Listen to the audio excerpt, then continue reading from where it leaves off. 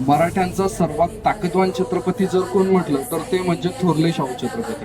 छत्रपती शिवरायांनी निर्माण केलेल्या स्वराज्याला राखण्याचं काम हे शंभूराजांनी केलं.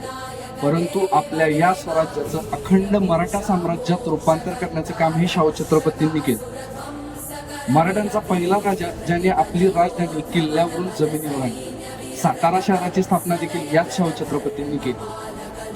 आपल्या वडिलांच्या हत्येचा बदला शाहू छत्रपतींनी दिल्लीमध्ये 2 वर्षात 5 बादशाह बदलून घेतले आणि त्यातल्या फारुख सियाद या बादशाचे दरबारात डोळे पडून त्याची त्याच ठिकाणी कत्तल करण्याचं काम देखील मराठ्यांनी केलं.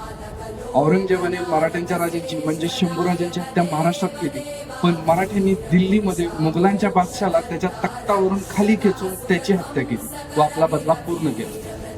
मराठ्यांचा एकमेव राजा ज्याची सातारा शहरामध्ये स्वतःची खडी 30 ते 40 हजाराची फौज ही उभी असायची. शाहू छत्रपतींच्या नेतृत्वाखाली मराठ्यांनी अवघा भारत देश आपल्या आधिपत्याखाली आणला.